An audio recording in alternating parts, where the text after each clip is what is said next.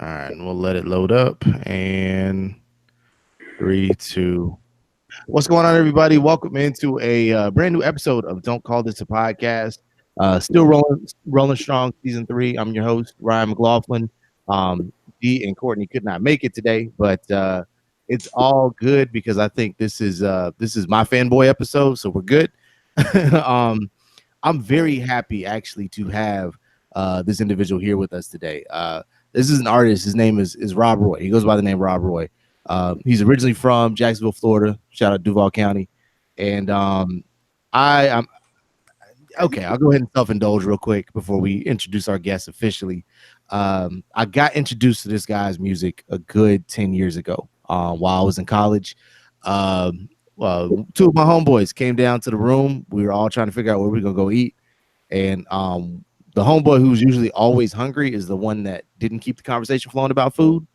He actually turned around and was like, "Yo, have you heard about this dude named Rob Roy?" And I was like, "Nah, I've never heard of it, but bring the CD, put it in the car, and while we riding around, let's go, let's listen to it." And man, it's been one of my favorite albums ever since. So I am extremely thrilled to have the one and only Robert Raymond Roy here with me today. How you doing? Thank you. That was quite the introduction. So tell us about yourself, man. Who is Rob Roy? Well, I mean, that's a how could I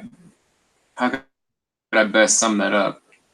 I mean, I'm just a guy really from Jacksonville, Florida, doing music, trying to do it the best that I can to to my own ability.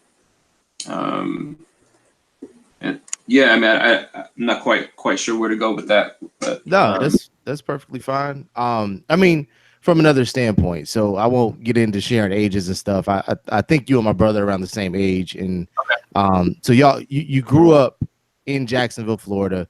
Sort of in a in a time period before hip hop really, as hip hop was really taking that leap and becoming that mainstream thing. So tell me about how the culture of being in North Florida and seeing this genre kind of evolve before your very eyes and become mainstream as you're going through your teenage years and into adulthood. Tell us about how the culture of North Florida and where you grew up kind of shaped you personally. Okay, yeah, this is a little easier question for me. The first one was like, geez, like where do I even start? That answer would probably take a week to answer that one.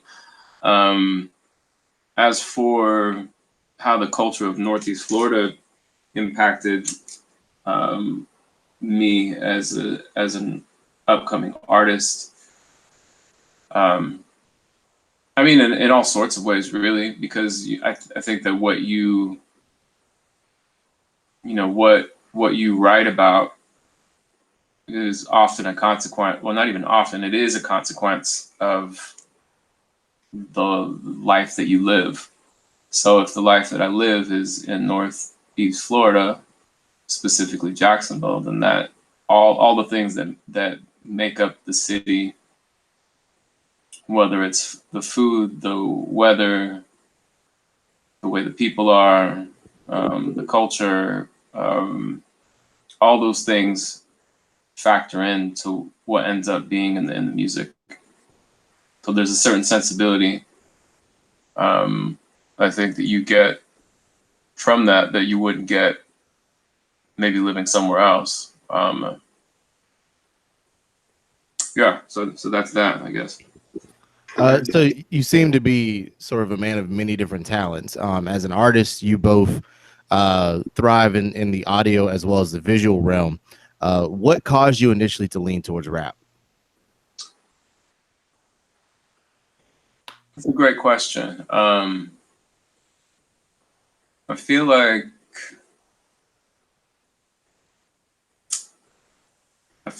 the things that we're interested in, we don't necessarily maybe have a choice in the matter, or as much as we would like to think that we have a choice in the matter. I think the things that attract us, maybe they're choosing us instead. if that makes sense. So as to the particular reason why I was drawn to rap, I don't know. So it's I mean, I could pretend and give you some kind of some kind of a embellished, reason, but I think that's one of life's great mysteries. I'm not sure why we're attracted to the things that we are. Maybe, like I said, maybe those things, maybe it's the other way around. You know what I mean? Yeah, I mean, I definitely see kind of you can, of course, tell your style and pattern of a lot of people from listening for the first few minutes, but I feel like the cadence of your rap, the cadence of your music, the way you kind of stylize your stuff also reflects in the visual elements that you do. So Okay. when you talk about things like Carmencita, when you talk about videos like Freak and Trees that you just released, Yeah. when you talk about those things and you can kind of see sort of the relationship between them. Do you? I don't want to ask a base question, but that's a natural feeling, right? A lot of artists develop, a lot of rappers develop their styles in some kind of way, and whether it's them trying to be gimmicky or them actually being their truest self. How Mhm. did you come up with your cadence and your flow style? Because it's very different.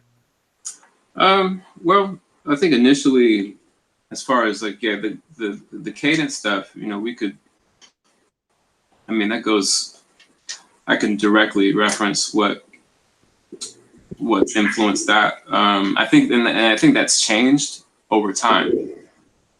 I think that's changed quite a bit over time, actually. Um, uh, I've almost been more of, I go through phases. I think maybe initially I was very drawn to this sort of multi-syllabic uh, internal rhyme scheme sort of approach that rappers like, for instance, Souls of Mischief or Andre 3000 or, or even Eminem. Um, I think what I was drawn to initially was what they were doing Mm. with their flows and cadences and whatnot. But as I've gotten older, I've actually developed somewhat of a disdain for that approach. Well, why is that? I mean, do you think it's more of a do you think it's more of a growth and maturity sort of thing, or do you think it's just a I don't know. Take me through that. Why do you feel that way? Yeah, no, this is really interesting. I've actually wanted to talk about this. I talk about this with people that I see in my everyday life, but not to you know anyone else really. Um, yeah, I think it's one of those things where it stopped impressing me. You know what I mean? And I think there's only so much that you can do with that approach, and I think there's only so far that you can go with it, and before eventually you start becoming a parody of yourself, and the thing that maybe sounded impressive no longer sounds impressive anymore. And I think that there are two great examples of that, specifically with two of the people that I just mentioned. I think both, and this is going to be sacrilege to some people, and I still hold both of them in very high regard. But I mean, especially in the case of somebody like Eminem, who's what's the dude that he even put the guy on a skit? Chris D'Elia, Chris, is that how you pronounce Yeah. it? Yeah. And it just becomes this thing where you can easily, it's almost like you devolve into a caricature of yourself. There's nowhere left to go. You painted yourself into this box. And I think the same thing, even to a lesser extent, and this is gonna be blasphemy to some people, and I'm bracing for it. I still actually really regard him as one of my favorite, not even just rappers, but artists / musicians of all time. And even to, like, I'd say to a lesser extent, even someone like Andre 3000.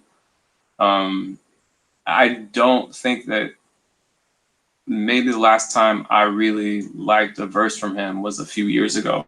I think I liked the initial run of features that he was doing when he first started hopping on those remixes, like Walk It Out, Throw Some D's. There was like about a year where he was just hopping on everything, and that felt really good to me. And then it just kind of, I mean, there's been a couple things, like I liked him on the Frank Ocean joint, what, Pink Matter. That's what, yeah.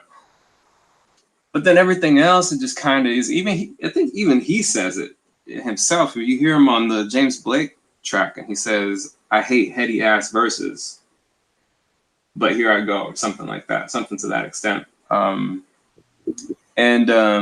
mean, it's just the case. You know, you can't go back and outdo some of those verses that, you know, you had when you were at your quote unquote peak, you know, in my opinion. And then also too, like I have a very strong visual arts influence that sort of seeps through everything that I do. I went to school initially as a painting and drawing major, and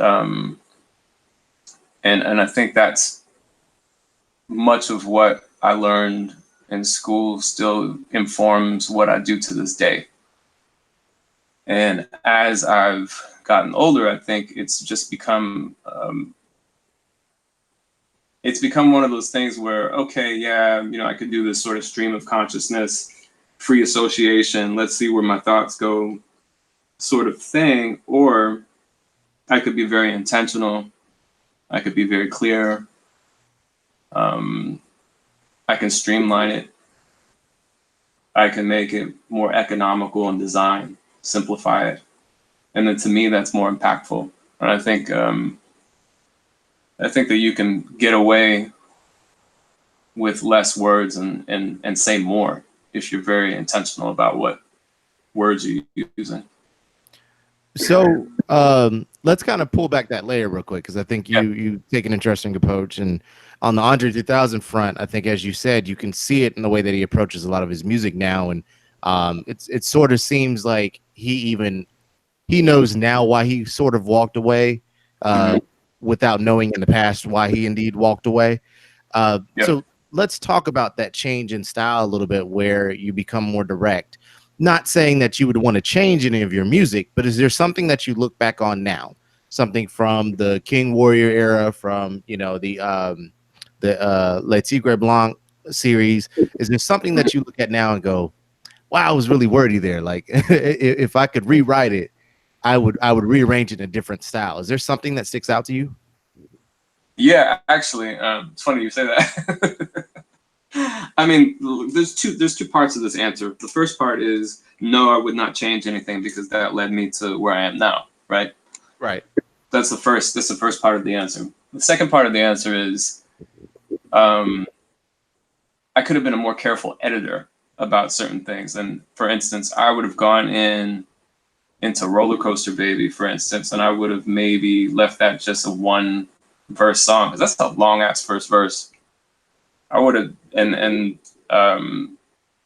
I would have made it just a one long, like, first verse, like, or just like a one long one verse joint, or it would have been have that verse in the front be long and maybe the second one just have the length of that. You know what I mean? Right.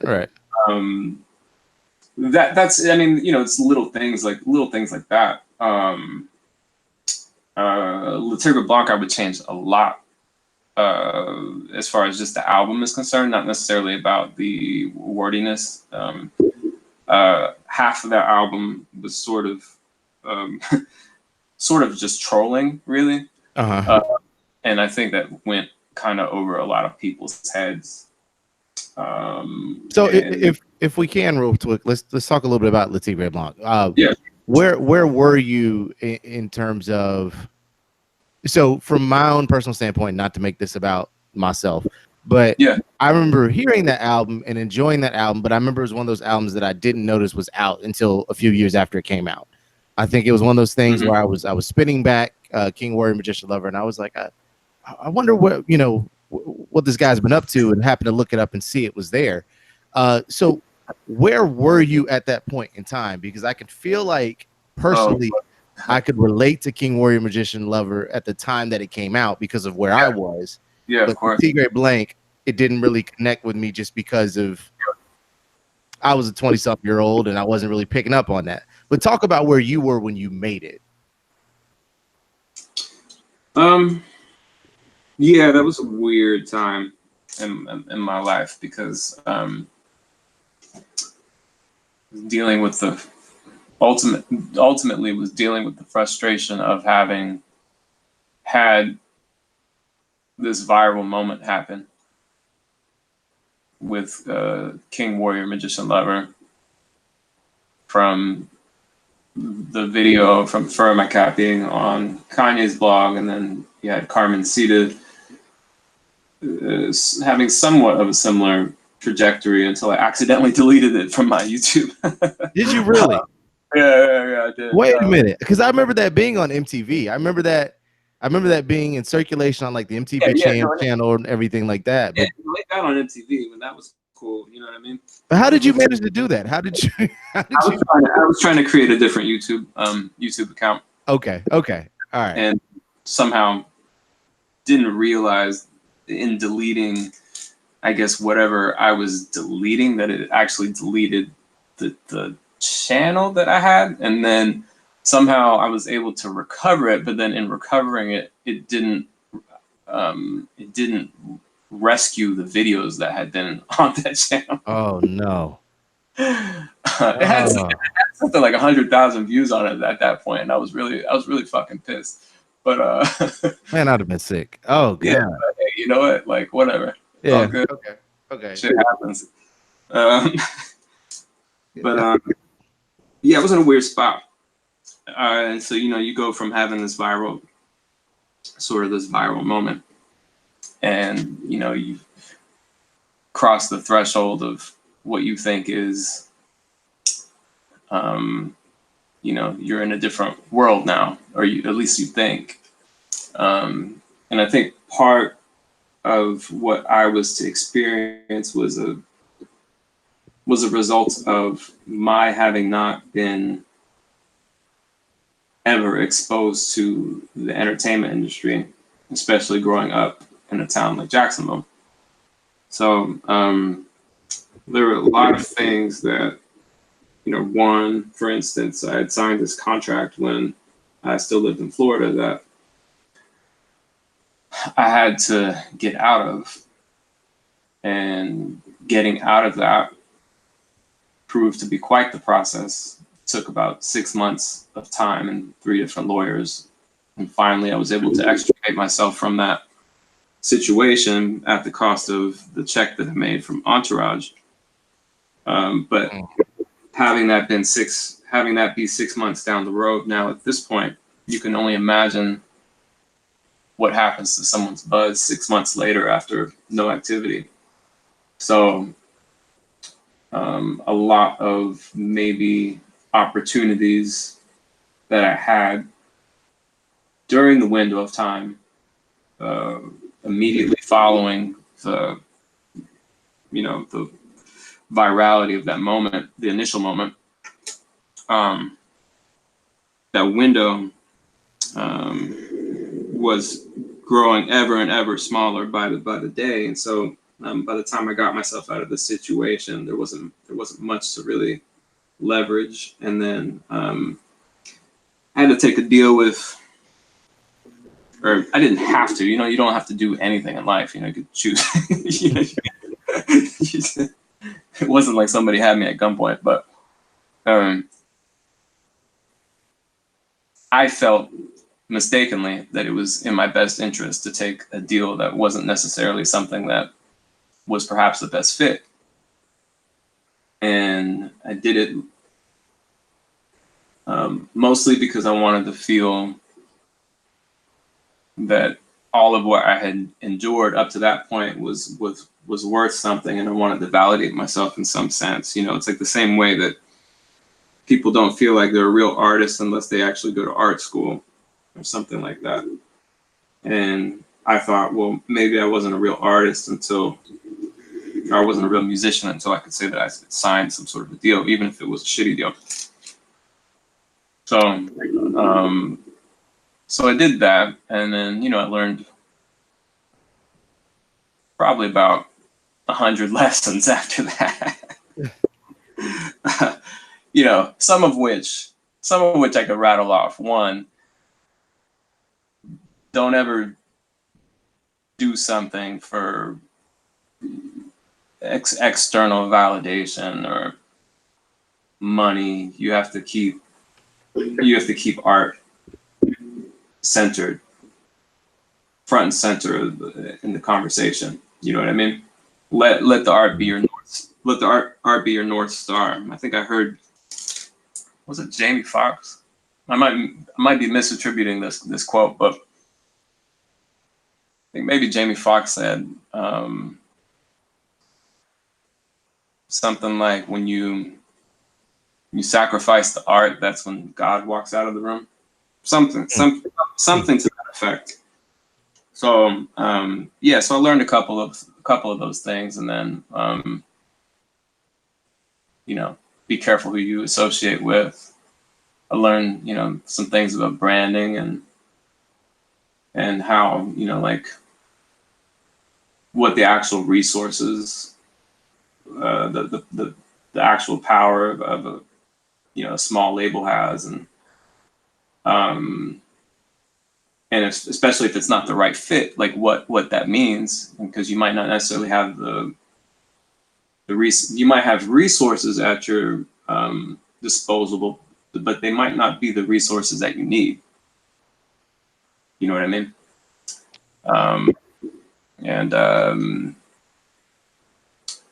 Yeah, once you realize that, yeah, like, well, this is not a right fit, and that there might not be a whole lot that they can necessarily do for you, because, you know, you don't want to paint yourself in a light that isn't what you are exactly. So then, if you're not, you know, if you're being careful about presentation and not wanting to be associated with a certain thing, then and if that puts you at odds with the people that are trying to help you, then you're kind of fucked. You know?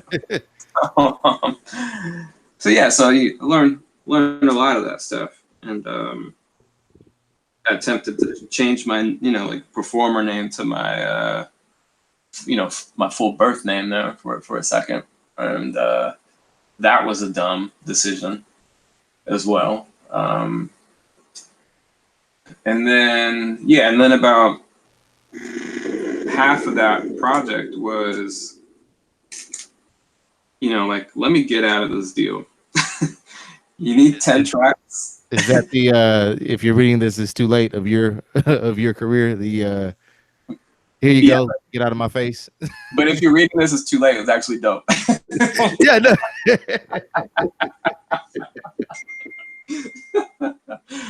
So okay, so I'm not saying there weren't good tracks. I'm not saying, right. Say for instance, like Robert Raymond Roy, you know, like, that was a cool track. Excella was a cool track. Father Wade was a cool track. Father Wade is actually a really good track, actually. Lil Egypt Wavy was cool. There were a couple joints on there, but that, honestly, that should have just been an EP. That could have been like four or five songs. But what you're saying there is you weren't worried about cohesiveness. You weren't worried about tying these things together necessarily. You were more about, let me get this out. And just, well, it was that, but it was also, I kind of came up with this convoluted idea. I like indulged in the worst of my eccentricities, and just got really, really weird. And really, I think in some way I needed to do that, though, because I needed to see what my limitations were as an artist as well. You know, sometimes you got to bump up against the edges of things to know how far it is that you should actually go. You know what I mean? Very and true. then and then some of it was like just me being kind of just being like a troll and being like, well, fuck, you want 10 songs, then I'm gonna be absolutely absurd and feed you some shit and then watch and see if you actually eat it. And Is that where Dookie came from?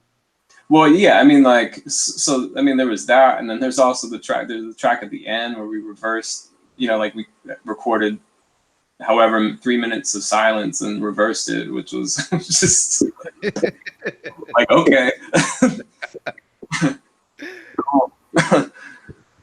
Okay.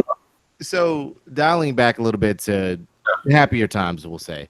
Yeah, sure. You kind of mentioned the virality of Fur in My Cap and Carmencita. And a few weeks ago, a few months ago, we actually had the guys from My Way Entertainment. I'm not sure if you remember the Juggernaut videos that were on YouTube back in like 2006. But we kind of talked to them about how basically overnight, I mean, they became an internet sensation. And this was at the beginning of YouTube. We weren't used to the whole idea of viral videos. And so, one of the things that they pointed out was it just was sudden. And all of a sudden they went from, a few guys on the south side of Chicago nobody knew about, to all of a sudden everybody's, they're getting their lines in the X-Men films.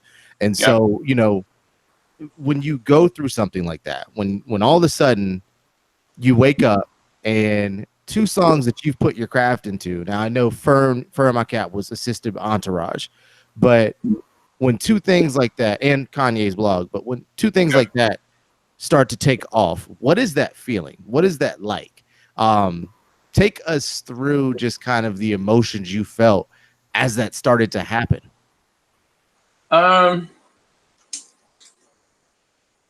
Yeah, it's almost as if you don't necessarily feel like it's, well, at least back then. I think if I were to experience that now, maybe I wouldn't feel much of anything if I experienced it now. But back then, I could tell you what that felt like, and it maybe back then, maybe felt maybe a little surreal. You almost feel as though, oh shit, that thing that I dreamt about happening, or that thing that I saw in my head that I thought could happen, it actually is happening. And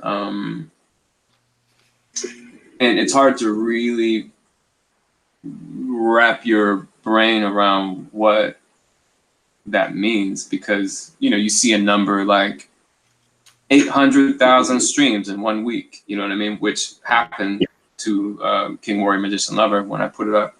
There was a site called iMeme. I don't know if you remember that. IMEEM.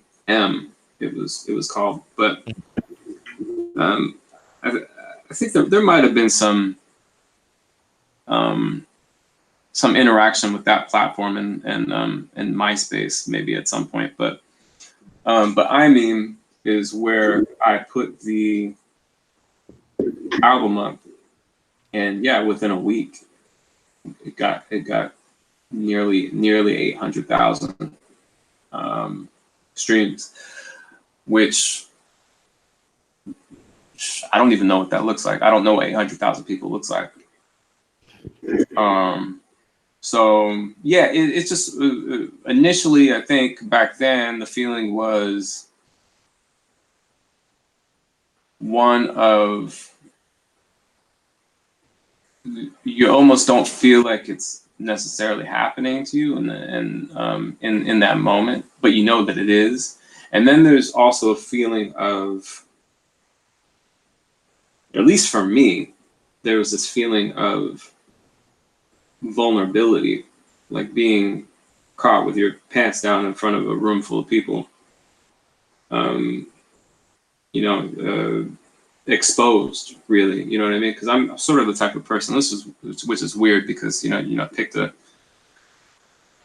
the thing that I chose to do with my life actually involves being in the public sphere. So me being I guess having somewhat of an introverted nature actually runs counter to that. So as this thing happened, and then I realized that so many eyes and ears were on me, it's almost as if I wanted to, hide, kind of, like, oh shit, like I didn't think it was, like I knew it was gonna happen, I didn't think it was gonna happen that fast, like that sort of feeling, you know what I mean? And like maybe like I wanted to be more prepared, but the thing about that is I don't think these things.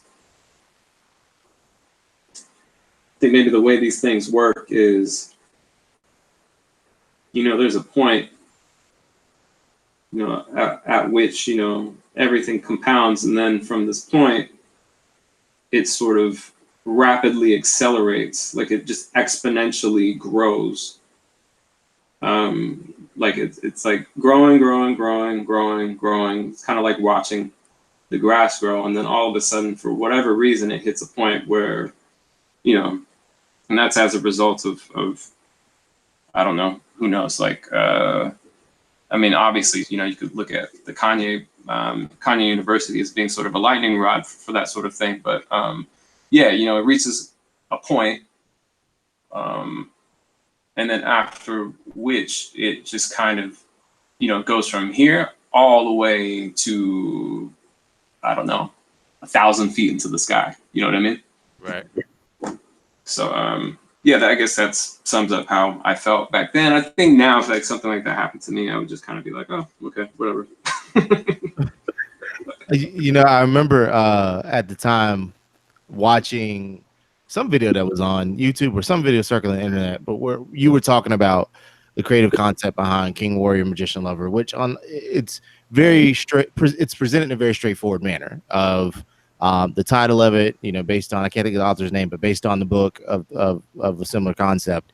And so, at that point in time, you're what, late 20s?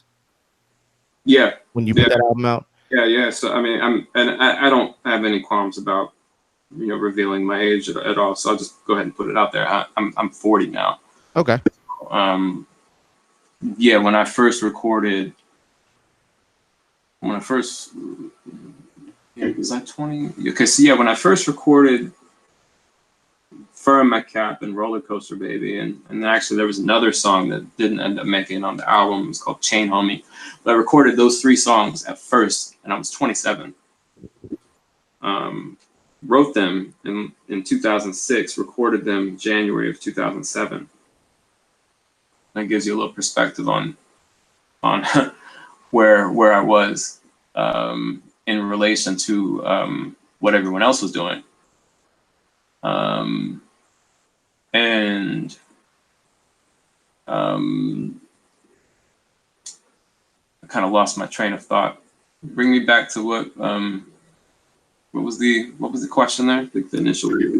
Well, it was more so talking about. I didn't want to repeat the Latique LeBlanc's question, but the initial question was going to be about where you were in the headspace wise recording King Warrior Magician Lover. But yeah. Gotcha. And because you had just said, like, what were you, like, late 20s, and I basically interjected with like my actual age. Yeah, no, that's perfectly fine. I mean, I was just letting you flow with it, but that whole process. So I flowed a little too hard. no, that's fine. But that whole process, that actually leads me a different route with that question. So, because I'm glad you mentioned that. So you moved from Florida to LA. At what age are you when you move out to Los Angeles? I was 29 at that point. Okay, so you start much older than most people would be. That would be doing something like that. But see, and I think that's very interesting because, again, as you mentioned, most people that are doing this they're 18, 19, 20, 21. They're trying to make it big in Hollywood and things of that nature. Were those your similar aspirations, or did you feel like it wasn't I'm trying to get famous? It was this is where a lot of the connections in the industry are going to be. And I feel like even though they're the same coin, two different sides. Yeah, sure. So you record this album and you get out to Los Angeles. Did you know you had something on your hands upon recording it that it sparked you having to go out there, or was it that okay, this isn't hitting over here, let me get out there and see what I can do with it? Well, it was about 70% complete by the time I moved out here. So I was actually finishing it after I moved here.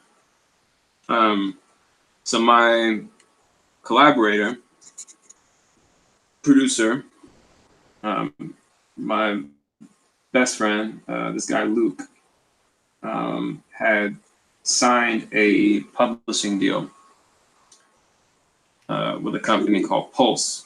And so he informed me that he was going to be moving out here, and that if I wanted to record some more songs, I would have to come out here to do it. So that decision was prompted mostly by his altered course, in his life, you know what I mean, like coming out here, and so I did. I don't know if I would have came out here if he hadn't come out here. Could have gone a lot differently. If he had signed some deal and then he ended up in New York, I could have ended up in New York. But yeah, it just happened to be here. I wasn't necessarily fixated on Los Angeles for one reason or another. But I thought, why not? And to your point about whether or not I felt I had something on my hands that was special, or maybe of some kind of interest at all. Yeah, I did think that, especially at the time, I felt like I did have something that was unique, that I could offer, rap and R&B. I didn't think that it was. I didn't think that I thought that there was a wide open spot for a project like this. So I did believe in it quite a bit, and I was willing to go somewhere that I'd never. Well, actually, I'd been out here like maybe a couple times before, but I'd never lived outside of Jacksonville, and it's just something that just never it never really crossed my mind. So yeah, I was willing to come out here and encounter all the risk and the unknown, and finish this album to do that. So what is that independent circuit like out there, where you have, of course, you've got your big names, you've got your Kendrick Lamars and your TDEs and everything of that nature, but there's really been a budding scene of Los Angeles, Southern California rappers that are transplants. When you look at guys like Open Mike Eagle, who came from Chicago and made his way out there, you look at guys like Lee Shanner, Intuition, who came down from Alaska, and come out there. What is that like? Is there a kind of understood respect between all of you, where you're kind of working and reaching out to one another and things of that nature? Or, is it dog eat dog? What is that like? Because of course you're considered the next tier, quote unquote, down from the big names. But is there a strive to pull together and kind of, hey, let's help create something with each other. Let's help each other eat, basically. I don't know. I mean, I've never really felt much of a camaraderie, to be quite honest. And I think, I'm cool with certain people for sure. Like who you just mentioned, Lee, Intuition. Lee's always been extremely nice to me, and every time I've seen him in person, he's been a really cool guy. And there's other people too. I don't know who I could really go through and list off, but yeah, I used to actually be really cool with Thundercat until he got really big. I'm just gonna keep it real, man. Like once people transcend to like that next level, the shit, sometimes shit gets kind of funny. That's no disrespect. I'm just calling it like it is. You know what I mean? Yeah, that's understandable. But yeah, I don't know who else I could really say. I mean, amongst like certain people, yeah, that I'm friends with. Yeah, there's a sense of that maybe, but it's not like the. I don't know if it's any of the names that you would know or like or who I'm even considered like a peer with at this point. I feel like a lot of the people that I came up with, MySpace era artists, I feel like most of them have sort of fallen by the wayside, or they got swallowed up in some, by just how much everything was in such a state of transition. You know what I mean? Mm. It's always the people. It's always going from that MySpace era to the completely digital era to the streaming era, or what kind of transition in a sense? Yeah, because I think initially, you still had, because pre us, right? I think initially you still had a very much traditional structure and system of how things were done. There was the major label industry, and then there was somewhat of I guess you could say a gatekeeping that was done and enforced on multiple levels. Mm. But yeah, we were the first to come along and kind of, well, not I wouldn't say we were exactly quite the first, because you had some DIY scenes that DIY scenes have always existed. Particularly you could use a place like Texas as an example of that. Like those guys were doing it completely DIY, and you had people out in the Bay, and I'm sure you had people all over all over the place. But I think those probably are two of the more prominent examples of the people were like literally selling them, or you could even say someone like Master P, literally selling CDs out of the trunk. T.I., another good example. Yeah, you know what I mean. So, yeah, there were examples, but it wasn't quite like it wasn't quite an established sort of thing for everyone quite yet. And then MySpace was sort of the first time that we had a platform, a method of distribution that could reach vast amounts of people, and we could do it ourselves. You know what I mean? And I think there was a lot of trying to figure it out that happened as a consequence. Do you continue to do it like this? How do you do it from this point? Do you sign with a major still? What happens when you do? Do you get shelved like your other two homies that signed major deals during that time and their projects never came out? You know what I mean? So yeah. I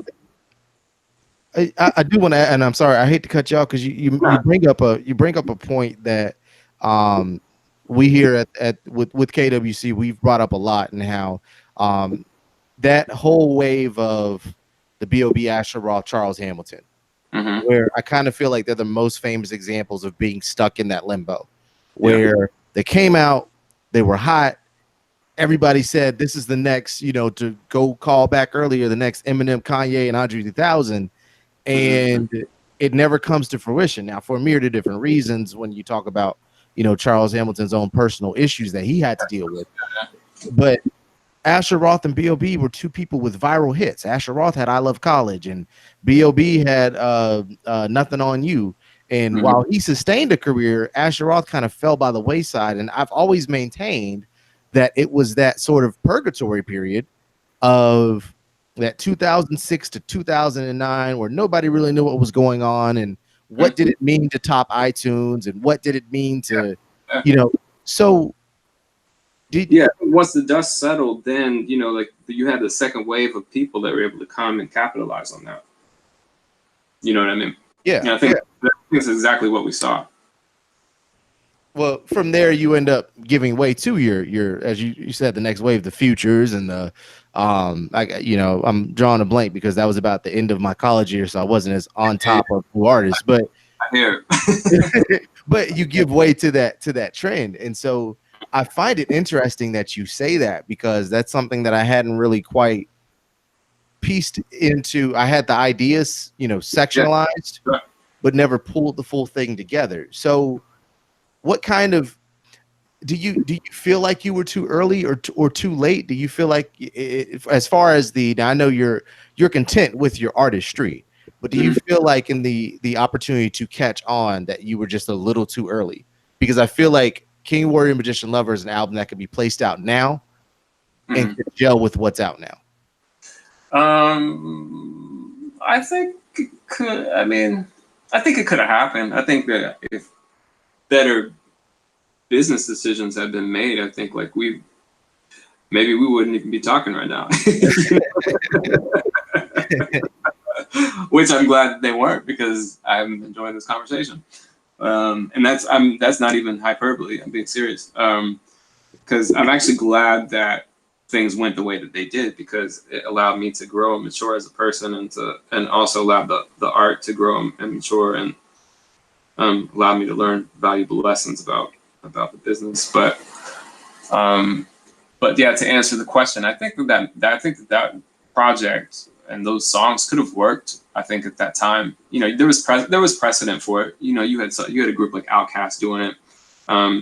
It's not like Kanye wasn't doing things that were slightly left of center. NERD, there were other people. It wasn't as prevalent as it is today, right? Where it's kind of accepted to be a little bit more weird. And but I think it could have worked. And I mean, what's funny is you do see a lot of the footprint of that album. I think in releases and artists. That followed. Whether or not people will,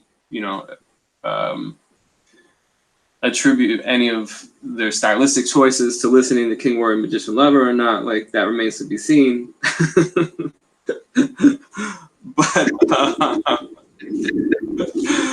But I feel like it maybe did something. You know what I mean? Like when you have people come up to you and like say, for instance, I had Vic Mensa come up to me at the hotel when we first opened up. I work at Ace Hotel in downtown. And when the hotel first opened up, Vic actually came up to me and was just like, "Yo, like you used to rap, right?" And I'm like, "Yeah, that's me." I was like, "Why? Why? What's it to you, basically?" And he was like, "Well, we used to listen to you back in Chicago." And then, Joey Perp, I believe, DM'd me on Twitter, a couple years ago as well. He was saying that. So, there were people that, I was in a restaurant and, or no, that was Omarion. I'm going through my whole rap Illuminati memories here. Chris Brown came up to me. I think it was in the A-Life store in Hollywood when there was an A-Life store in Hollywood, and he dapped me up. So I know the songs, I know the records got out there. Right. Yeah, but it's one of those things where, I mean, I could tell you all kinds of stories. I could tell you like a Donald Glover story. I could tell you a Pharrell story. I mean, it's just all kinds of shit that I could say. But I'm not really that type of person to I don't like to hold past accomplishments up to people as trophies or some sort of like ooh, I did this and like that changed this, and I just think that's the way creativity works. It's what they call combinatorial creativity, which is that everything is a remix of something else. a remix of a remix of a remix of a remix, etc., you know. And that's how creativity works, and that's I'm kind of anti-copyright for that reason. You know, I think people should be able to sample everything, sample whatever they want, and I actually think it's really cool when somebody like Elon Musk, you know, lets all the patents for, you know, all the Tesla, you know, the technology, and he puts that out there, you know, because it's for the art, you know, it's for the technology, it's for the advancement of us as a species and our culture, you know. So that's the way I look at that sort of thing.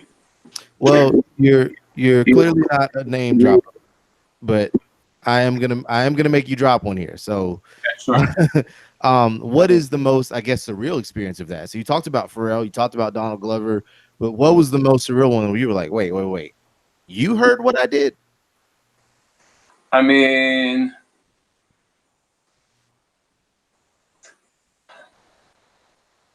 I don't really want to make someone.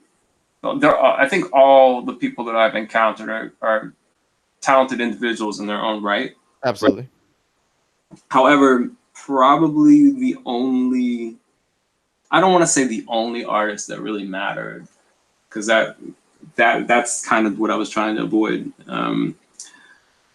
But it's almost like that because of how impactful this person's work was on mine. Is I did a show. It was a show right before I quit doing, you know, music for, you know, however many years I quit. It was like the beginning of 2013.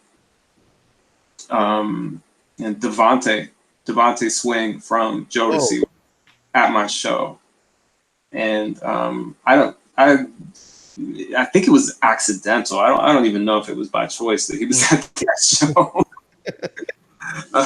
But he was there, and he caught the whole thing. And I was actually wondering who the hell this guy was, like wilding up in the front, because he did not look recognizable as the Devontae Swing that I knew from the 90s. Mm-hmm.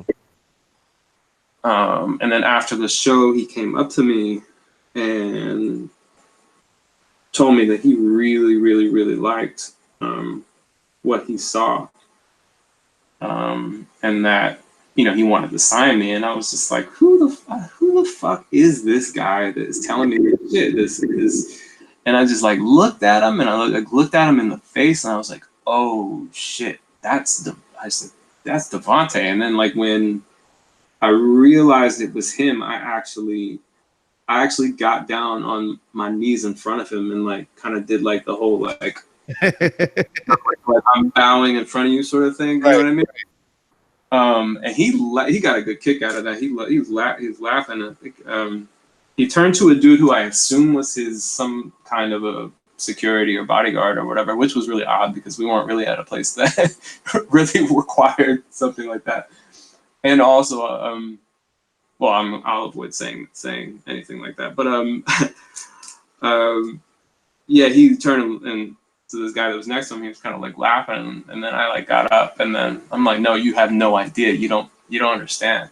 You know, your music is. I mean, because that guy is responsible for so much. You know, you want to talk about someone whose footprint is in other things.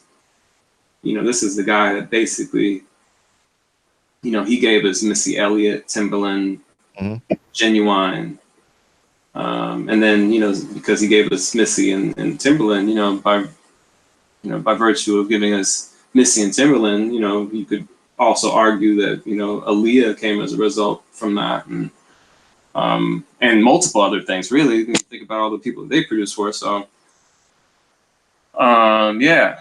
So, I mean, that was huge for me, you know, and you know, I steal his melodies all the time. You know, you talk about like taking things from other people. So, well, was Bow Knickers Parade or oh, for sure, like all that shit is like this. I'm not even. Did you? I don't even hide any of that shit. Like to me, it's all homage. You know what I mean?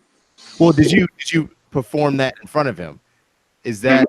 I performed songs that included his melodies. Yeah, in front of him. You know what I mean? So.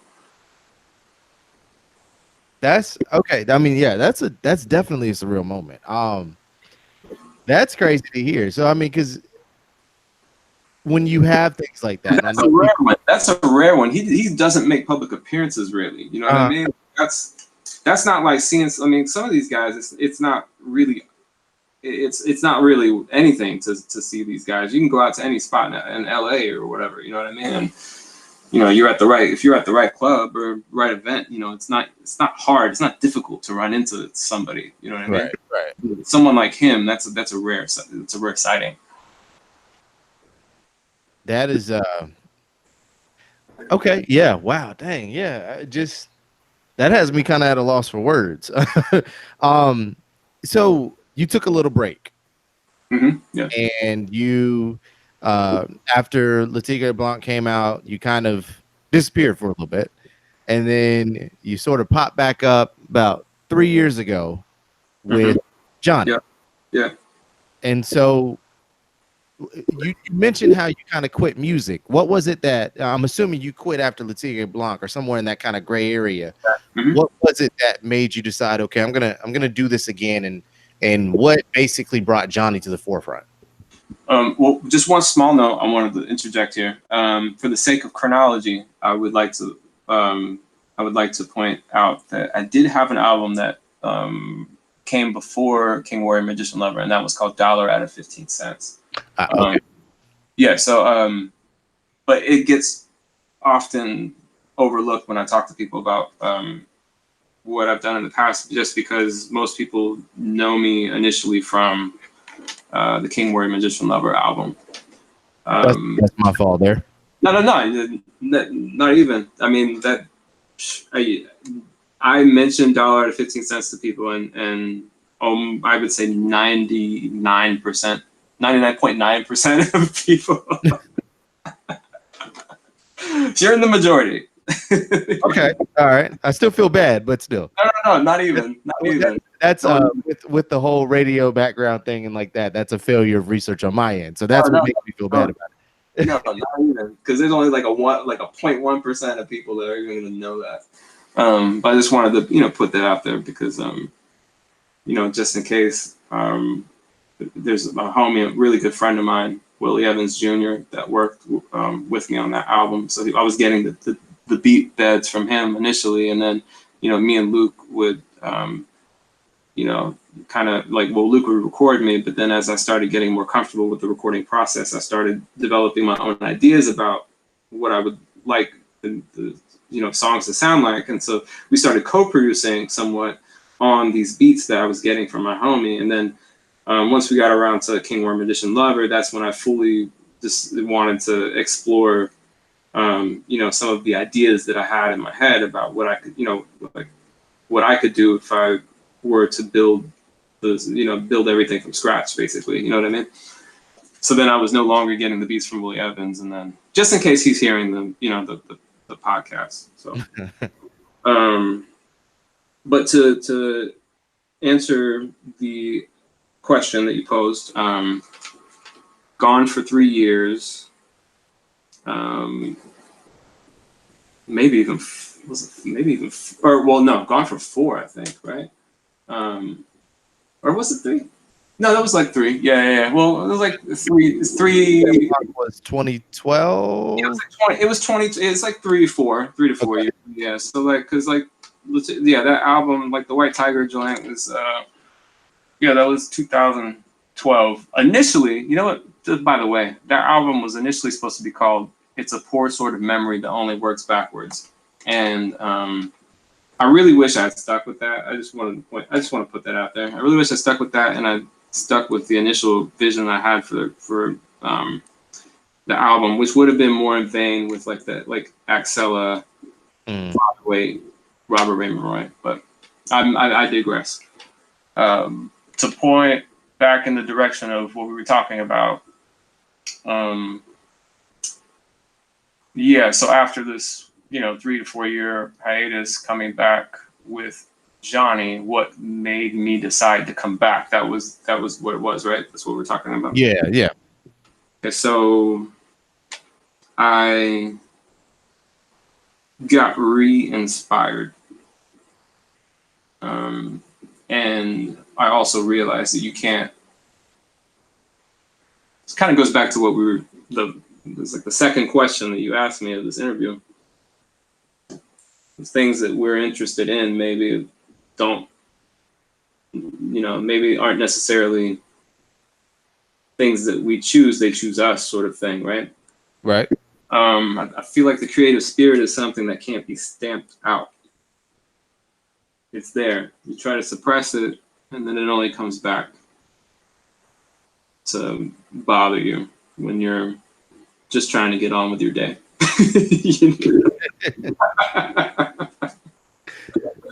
You're trying to be happy. You try to date a new girl. You're trying to live in a new apartment, enjoy a new job, and then all of a sudden, this shit comes back and makes you want to leave it all.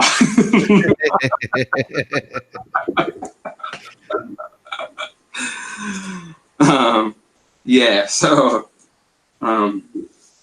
that's basically what happened. Like I couldn't stamp it out. I tried to. It's like you try to cover it up with all these other things that you think are going to fill the hole, and you can't. So and then I also I got re-inspired. The place that I work is a very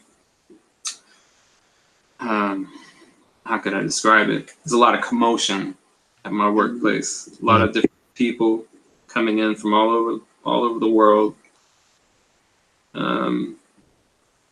that have all sorts of interesting lives and professions and pastimes, and we have this theater that's connected to the hotel, so we get a lot of cool events that happen at the hotel, and so once people kind of find out what you used to do, and like, well, why don't you do that anymore? And you're like, oh, well, and at first I tried to say that, or I tried to kind of rationalize it the same way that when I stopped painting and drawing, I truly just lost interest there. Like, I actually have no interest in going back and doing visual art whatsoever. I just completely, and it's funny though, because I had done this thing my whole life, you know what I mean? Right. But I think maybe with the visual art, I think maybe when you're a creative person, I think I've noticed a lot of creative people are like this. Maybe they start with drawing. I don't know why drawing seems to be sort of the impetus for further creative endeavors, but I feel like a lot of creative people, they kind of start off drawing, and then maybe it's because you don't know how to articulate. You don't know the mode of creative expression that is going to be your tool of choice, And then as you get older, that tool becomes, it beckons to you, and it, like a light in the dark, and then you used to start, gravitating toward that thing. So like I would, I thought that maybe I had just, I mistakenly thought that I had just maybe lost the interest for it, the same way I'd lost the interest for visual art, but that wasn't the case. What was the case was that I ran into a problem of complexity, one of not knowing the path forward after defeat. And when you come from a you could use a big fish, small pond analogy. You come from what is, metaphorically speaking, a small pond. You maybe weren't used to failing so much, and maybe not used to being able to just skate by on your gut instinct and raw talent, or whatever it is, your charm, whatever. And it takes a little bit more than that to navigate, in bigger waters, right? Right. Um, so yeah, so I think once I realized that me just quitting was just sort of this cop out, and I wasn't going to live a life that felt meaningful unless I gave it another shot, or unless I picked it back up. Like that. I think that was what led me back down the path. Definitely understood.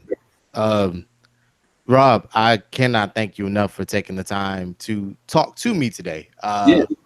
This is really something that I've been excited about. I think back in the day, I tried to reach out to you while I was in college, and I think I just went the complete wrong way about it. But who knows? I was 20. Uh, but Hey, I'm I, good. I think it's great to hear and for people to hear your story and your pathway. One last thing before you get out of here: how did the Steve Aoki collaboration come about? Oh my lord. See, this is all part of the part that I would like to sweep under the rug, because that was associated with the White Tiger joint. Really? Because Yeah. I honestly did not know about this until last week. After Yeah. you reached back out to me, I think I went and I dove looking for something in particular. I can't remember what it was, but I came across that and I was like, that's not a collaboration I ever thought would have happened. Yeah, because it shouldn't have happened. I actually hate that whole like that whole period of my that was such a horrible time. Um, I because I hate EDM. I don't like EDM music. Mhm. Um, Were you trying the Waka Flocka Flame sort of resurgence sort of thing there, or no, because so this goes back to I was kind of trying to dance around it. I wasn't trying to be specific and call people's names out because I hate speaking bad about people. You know what I right? mean? So that's kind of why I didn't mention the label that I'd signed this bad deal with, or like who wasn't a good fit or who was, But now that it's been just brought out into the light, yeah. So I don't like EDM. Oh, this is gonna be bad because this is I'm just gonna. Don't I mean if it's something you're not comfortable with, you don't have to go through to it. I Yeah. wasn't aware of the personal feelings towards it. It was just something I came across that I never knew existed. Well, yeah, it just shouldn't have existed to begin with. It was a contractual obligation to do that. I didn't know that the song was going to be released. I had no creative input in how it turned out. Nor did I even really want to have any input. I just didn't realize at what scale it was going to be released, and it's just all sort of very embarrassing, to be quite honest. And yeah, I try to even forget that I even did that. And yeah, and as a result of my, I mean, we talked about what I did with that album, but yeah, like half of it was sort of a troll. Um, as you know, a retaliation for the situation that I had found myself in. Though you could say to their credit that it wasn't necessarily, I made that choice to be in that situation. So, I can't place the blame on anyone but myself. But once I realized my situation for being what it was, then I was very dissatisfied, and I did certain things. So Yeah. Well, that's without me being specific, not no, being specific at all, but any of that. I don't want to. that's fine. I mean, I know many people would like to keep ghosts buried where they are, so it's all good. But again, I mean, I can't thank you enough for everything, man. Sure. Um, where can they find you now? Where can they listen to your music? Where can they find you? I know you're not as active on social media, but just contact information. Yeah, I mean, well, everything social media wise is Rob Roy FM, ROBROY FM. Yeah, Okay. and um, I mean, everything I'm doing now, I'm extremely happy with, because I think now it's all congealed into this thing that I have a very precise vision of how, like, I understand what it is that I'm, or at least I understand the underlying motive. I understand the motivation behind what it is that I'm doing, and that guiding principle sort of informs the creative process. So there's a very thorough through line that runs through all of the I guess we could call this the Johnny stuff, so Johnny, Stick, Freak, Trees, all that stuff is very consistent. That is very, informed by this, this idea that I have in mind. Whereas before it was a lot of throwing things against the wall and seeing what stuck. So, and I think this is something that happens as you age, you start to figure out,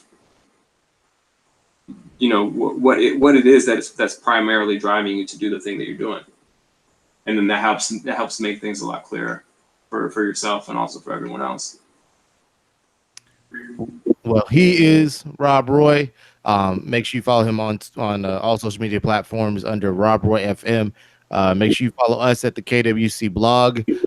Thank y'all so much for checking out this episode of Don't Call Us Podcast. If this is your first time, please, Apple Podcasts, Google Podcasts, Radio Public, subscribe, rate, leave a comment. We really appreciate it.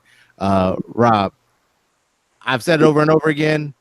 I think I've gotten over my initial fanboying, but thank you. Seriously, from I don't want to say one Duval County native because I'm not a native, but one person who has a lot of familial ties in Duval County. That's somebody from Duval County. Yeah. Just thank you again, man. Hey, thank you. I appreciate the opportunity.